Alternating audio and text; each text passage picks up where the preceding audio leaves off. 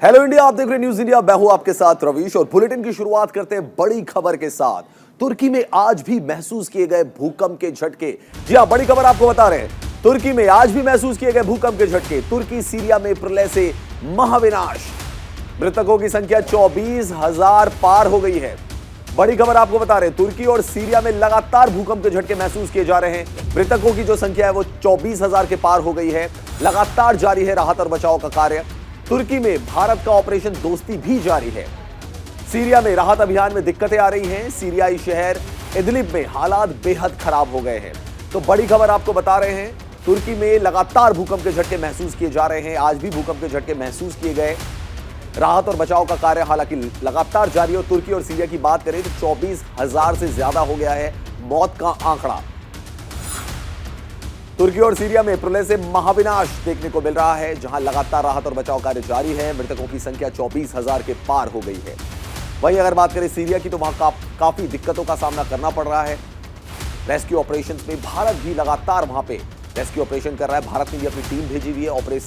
Operation दोस्ती के तहत जो भारत है वो तुर्की में राहत और बचाव अभियान को आगे बढ़ा रहा है। सीरिया में भी राहत अभियान में दिक्कतों का सामना करना पड़ रहा है। सीरियाई शहर इदलिब में हालात बेहद खराब हो गए हैं।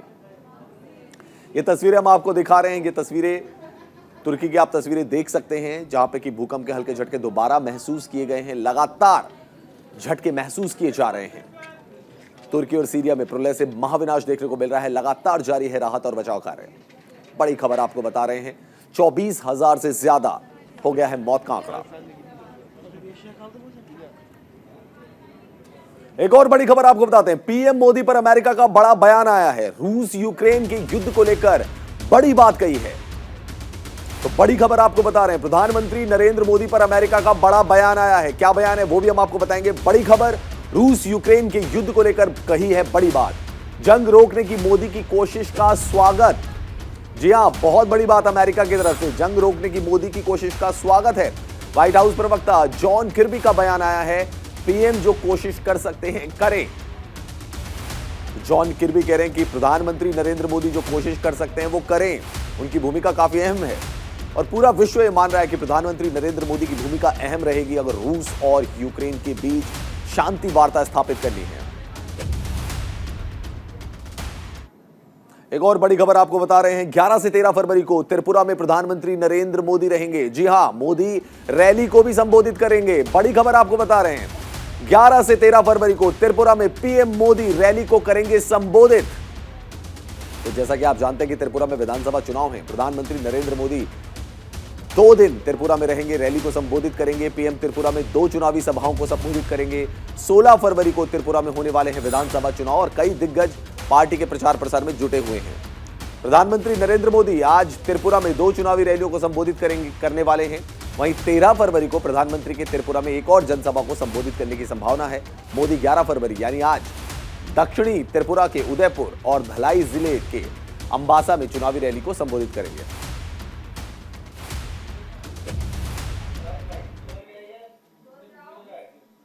तो ग्राफिक्स के जरिए आपको समझाने की कोशिश करते हैं किस तरीके से प्रधानमंत्री नरेंद्र मोदी का यह कार्यक्रम रहने वाला है। प्रधानमंत्री नरेंद्र मोदी, जैसा कि हमने आपको बताया है कि वहां पर चुनावी जनसभा को संबोधित करेंगे। त्रिपुरा चुनाव में बीजेपी कैसे अपना दम दिखा रही है, अमित शाह वहां पे जाएंगे। रक्षा मंत्री राजनाथ सिंह लोगों को जागरूक उन्होंने किया है वहां पे। केंद्रीय मंत्री सर्बानंद सोनोवाल ने भी वहां पे प्रचार प्रसार किया। पूरा आपको दिखा रहे हैं कि बीजेपी किस तरीके से चुनाव प्रचार वहां पे कर रही है, त्रिपुरा में दम दिखा रही है। केंद्रीय मंत्री स्मृति ईरानी ने मतदान के लिए लोगों को जागरूक किया। प्रधानमंत्री आज जाएंगे वहां पे। केंद्रीय मंत्री अर्जुन मुंडा ने लोगों को बताया बीजेपी की उपलब्धियां गिनाई हैं। तो तमाम जो बड़े नेता है वो वहां पे पहुंचे हैं। सीएम योगी आदित्यनाथ ने भी चुनाव प्रचार में लोगों को जागरूक किया वहां पर और बीजेपी के पक्ष में वोट मांगे। बीजेपी सांसद हेमा मालिनी ने त्रिपुरा के निर्वाचन क्षेत्रों में प्रचार प्रसार किया। केंद्रीय गृह मंत्री अमित शाह ने वहां पे प्रचार प्रसार किया और अब प्रधानमंत्री नरेंद्र मोदी जो है वो भी त्रिपुरा में रहेंगे 2 दिन के लिए। वहां पे चुनावी रैलियों को संबोधित करेंगे प्रधानमंत्री नरेंद्र मोदी। तो पूरा फोकस त्रिपुरा के विधानसभा चुनाव में है बीजेपी का और पूरी टीम जो है वो वहां पे लगी हुई है। तो जैसा कि हमने आपको बताया कि प्रधानमंत्री नरेंद्र मोदी त्रिपुरा में चुनावी रैलियों को संबोधित करेंगे। 2 चुनावी रैलियों को संबोधित करेंगे प्रधानमंत्री नरेंद्र मोदी।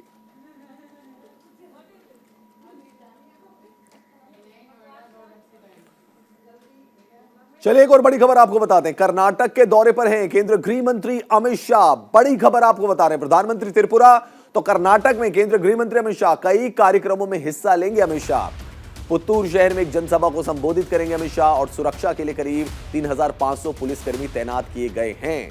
तो कई कार्यक्रमों में हिस्सा लेंगे अमित शाह। पुत्तूर शहर में एक जनसभा को संबोधित करेंगे शाह।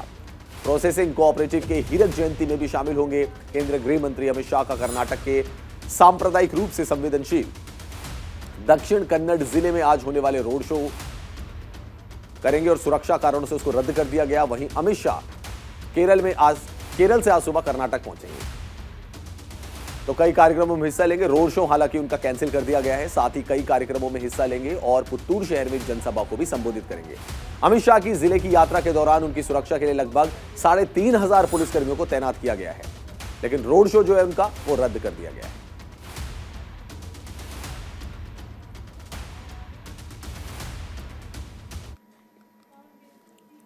चलिए एक और बड़ी खबर आपको बताते हैं। बीजेपी के राष्ट्रीय अध्यक्ष जेपी नड्डा का बस्तर दौरा। जी हां, बड़ी खबर आपको बता रहे हैं।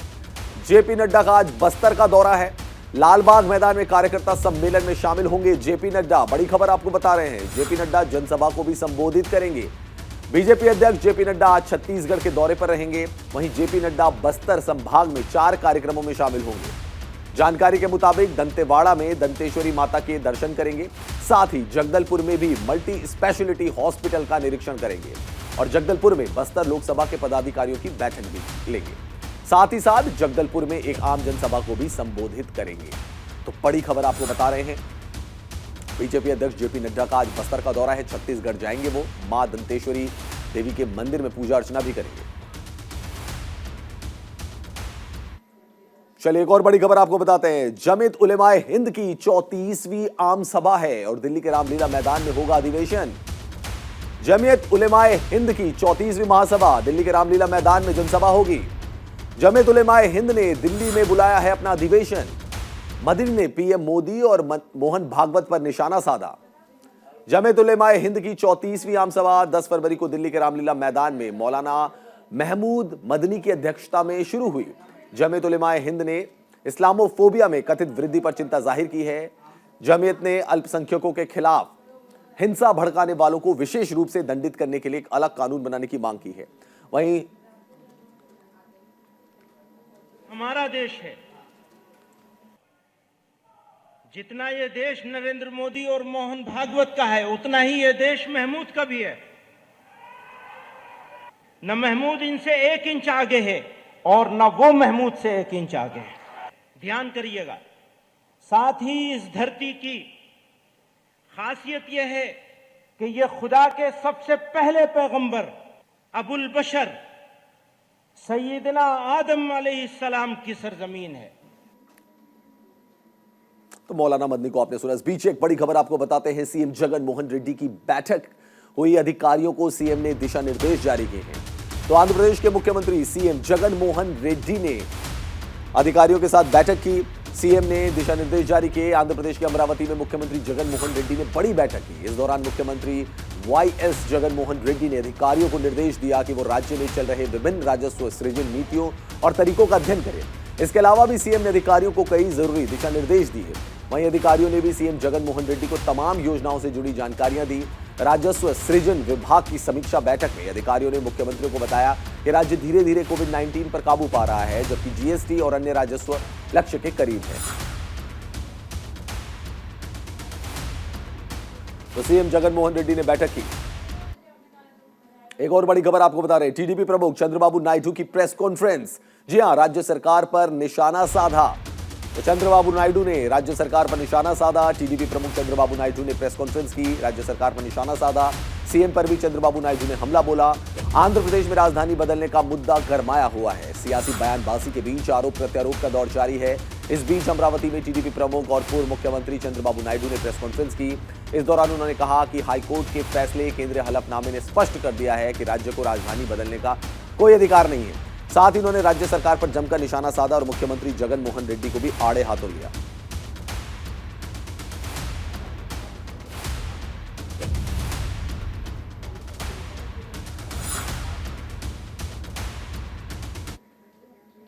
और बड़ी खबर आपको बता रहे हैं, चुनाव से पहले सियासी बयानबाजी तेज हो गई है। सीटी रवि ने कांग्रेस पर जमकर निशाना साधा है। विधानसभा चुनाव में जीत दर्ज करने का दावा किया है। बड़ी खबर आपको बता रहे हैं, कर्नाटक में इसी साल विधानसभा के चुनाव होने हैं। इससे पहले सियासी बयानबाजी तेज हो गई है। इस बीच सीटी रवि ने कांग्रेस पर जमकर निशाना साधा है। उन्होंने कहा कि कांग्रेस टीपू सुल्तान की नीतियों पर राजनीति कर रही है। हम नलवाड़ी कृष्णराज वाडियार की नीतियों पर राजनीति कर रहे हैं और टीपू सुल्तान और नलवाड़ी कृष्णराज वाडियार के बीच एक बड़ा अंतर है। साथ ही उन्होंने पीएम मोदी की जमकर तारीफ की। वहीं विधानसभा चुनाव को लेकर उन्होंने कहा कि हम सीएम बसवराज बोम्मई के नेतृत्व में चुनाव लड़ेंगे और जीतेंगे। बड़ी खबर आपको बता रहे, चुनाव से पहले सियासी बयानबाजी तेज हो गई है कर्नाटक में। सीटी रवि ने कांग्रेस पर जमकर निशाना साधा है। चुनाव से पहले सियासी बयानबाजियां तेज हो गई हैं। सीटी रवि ने कांग्रेस पर निशाना साधा है। उन्होंने कहा है कि कांग्रेस टीपू सुल्तान की नीतियों पर चलती है, हम वाडियार की नीतियों में चलते हैं और दोनों की नीतियों में काफी बड़ा अंतर है। साथ ही उन्होंने दावा किया कि कर्नाटक में इस बार बीजेपी की बड़ी जीत होगी। एक और बड़ी खबर आपको बता रहे हैं, तेलंगाना के दौरे पर Amit Shah passing out parade की समीक्षा करेंगे गृह मंत्री। बड़ी खबर आपको बता रहे हैं, तेलंगाना के दौरे पर रहेंगे Amit Shah. Passing out parade की समीक्षा करेंगे गृह मंत्री। राष्ट्रीय पुलिस अकादमी में पासिंग आउट परेड। बड़ी खबर आपको बता रहे हैं, तेलंगाना भी जाएंगे आज गृह मंत्री अमित शाह। अमित शाह तेलंगाना के दौरे पर रहेंगे। यहां केंद्रीय गृह मंत्री अमित शाह सरदार वल्लभ भाई पटेल राष्ट्रीय पुलिस अकादमी में भारतीय पुलिस सेवा के प्रोबेशनरों की पासिंग आउट परेड की समीक्षा करेंगे। परेड में 29 विदेशी अधिकारी प्रशिक्षु सहित कुल 195 अधिकारी प्रशिक्षु भाग लेंगे। वहीं निदेशक एएस राजन ने बताया कि केंद्रीय गृह मंत्री मुख्य अतिथि होंगे और दीक्षांत परेड की समीक्षा करेंगे। उन्होंने कहा कि 37 महिला अधिकारी, जो कुल संख्या का 23% है, दीक्षांत परेड में भाग लेंगी।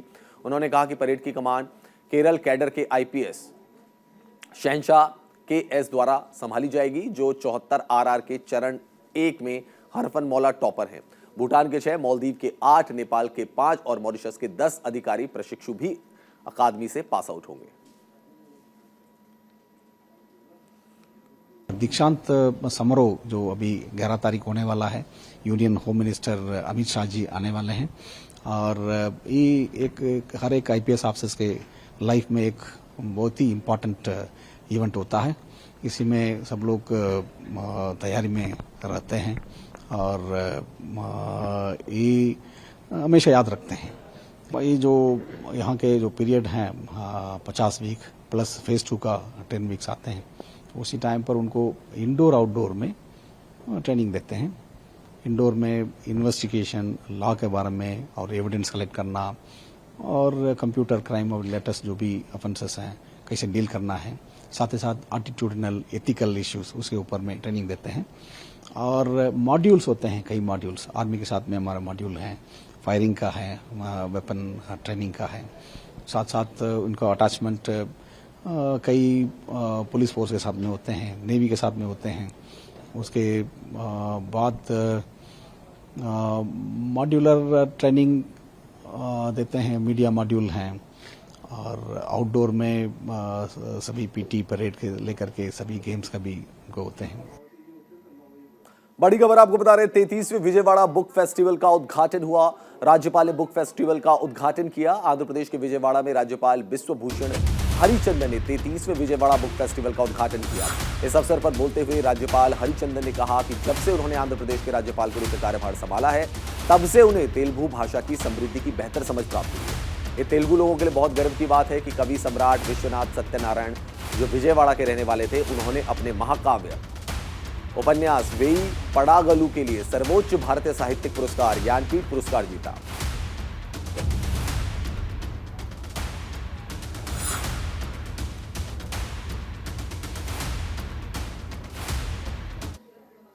अगली बड़ी खबर आपको बताते हैं, केरल विधानसभा में बजट पेश होने के बाद से प्रदेश में सियासी हंगामा जारी है।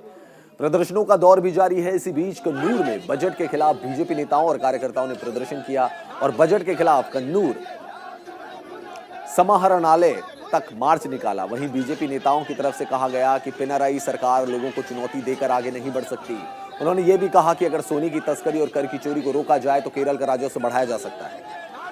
तो विपक्ष ने जमकर हंगामा किया। कन्नूर में बीजेपी ने जमकर प्रदर्शन किया।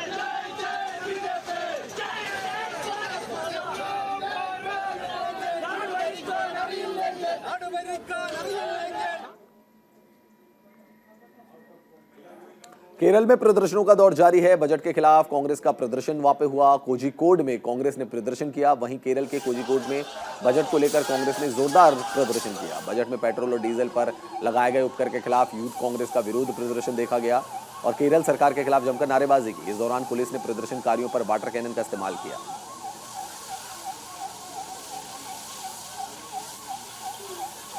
तो तस्वीरें आप देख सकते हैं। बजट के खिलाफ कांग्रेस का प्रदर्शन, यूथ कांग्रेस के कार्यकर्ताओं ने वहां पे प्रदर्शन किया। उसके बाद पुलिस ने इन कार्यकर्ताओं पर वाटर कैनन का इस्तेमाल किया।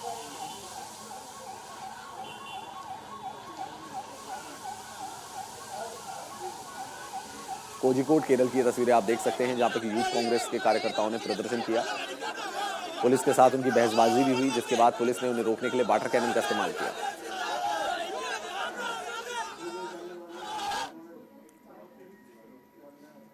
चलिए एक और बड़ी खबर आपको बताते हैं। वाराणसी के दौरे पर केरल के राज्यपाल बड़ी खबर आपको बता रहे हैं, काशी शब्दोत्सव के उद्घाटन सत्र को संबोधित किया। बड़ी खबर आपको बता रहे हैं, वाराणसी के दौरे पर है केरल के राज्यपाल। भारत के शक्तिशाली होने से मानवता का होगा फायदा। केरल के राज्यपाल आरिफ मोहम्मद खान वाराणसी पहुंचे और रुद्राक्ष इंटरनेशनल कन्वेंशन सेंटर में काशी शब्दोत्सव के उद्घाटन सत्र में शामिल हुए। इस दौरान केरल के राज्यपाल आरिफ मोहम्मद खान ने कहा कि भारत के शक्तिशाली बनने से पूरी दुनिया के साथ मानवता को फायदा होगा। इसके अलावा उन्होंने कहा कि भारत की संस्कृति आत्मा से परिभाषित होती है। यही वजह है कि यहाँ हर किसी के भीतर दिव्यता का विद्यमान होना बताया गया है। भारत की संस्कृति ने मानव को दिव्यता से परिपूर्ण बनाया है और इसी संस्कृति ने आत्मा रूपी दिव्यता का मानवीकरण किया है। भाई, हमारी संस्कृति ज्ञान की संस्कृति। 11वीं 12वीं के अरब इतिहासकारों को पढ़िए। वो कहते हैं दुनिया में 5 संस्कृतियां हैं। ईरान की संस्कृति अपने वैभव के लिए जानी जाती है, रोम की संस्कृति अपनी सुंदरता के लिए, चीन की संस्कृति अपनी कौशल के लिए, तुर्कों की संस्कृति बहादुरी के लिए, और भारत की संस्कृति अकेली संस्कृति है जो ज्ञान और प्रज्ञा के संवर्धन के लिए जानी जाती है। दुनिया में ज्ञान से बड़ी कोई चीज नहीं है। आप चाहे जितने बड़े महल बना दिए, 200 साल बाद टूट जाएंगे। ज्ञान की जो धारा है उसका प्रवाह कभी नहीं रुकता, और सबसे समृद्ध लोग वही होते हैं जिनके पास ज्ञान होता है। भौतिक चीजों से समृद्धि नहीं आती। सत्य आत्मा प्राणारामम मन आनंदम शांति समृद्धम। केरल के राज्यपाल आरिफ मोहम्मद खान को आपने सुना। चलिए बढ़ते आगे। इसरो का SSLV D2 रॉकेट लॉन्च हो गया और यह सफलतापूर्वक लॉन्च हुआ। 3 सैटेलाइट्स को इसने लॉन्च किया है। तय समय में पृथ्वी की कक्षा में पहुंचे सैटेलाइट्स। इसरो ने आंध्र प्रदेश के श्रीहरिकोटा स्थित सतीश धवन अंतरिक्ष केंद्र से स्मॉल सैटेलाइट लॉन्च व्हीकल के दूसरे संस्करण को सफलतापूर्वक लॉन्च किया। इस छोटे सैटेलाइट लॉन्च व्हीकल के साथ इसरो ने 3 सैटेलाइट्स को स्पेस में सफलतापूर्वक भेजा है। इसे भारत के स्पेस प्रोग्राम के लिए एक बड़ी उपलब्धि के रूप में देखा जा रहा है। इसरो ने इस लॉन्च व्हीकल से 3 सैटेलाइट्स को अंतरिक्ष में स्थापित किया, जिससे इसरो की सैटेलाइट EOS-07, चेन्नई के स्पेस स्टार्टअप स्पेस किड्स की सैटेलाइट आजादी SAT-2 और एक अमेरिकी सैटेलाइट जेनुस 1 शामिल हैं, जिनको सफलतापूर्वक सर्कुलर ऑर्बिट में स्थापित कर दिया गया।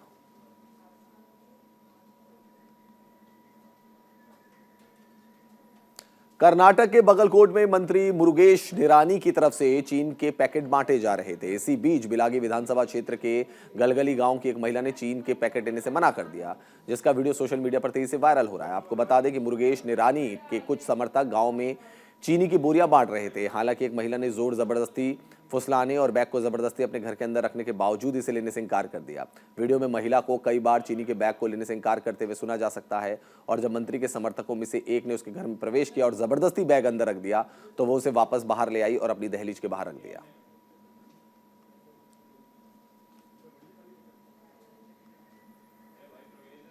तेलंगाना राज्य आंदोलन पर संग्रहालय शहीदों की याद में बनाया गया शहीद स्मारक।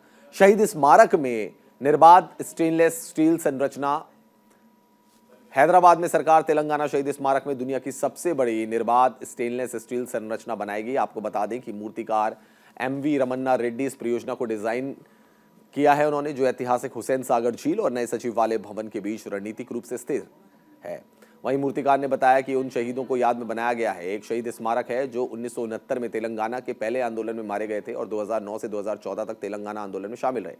आपको बता दें कि स्मारक का मुख्य ढांचा 85,000 वर्ग फुट क्षेत्र में बना है।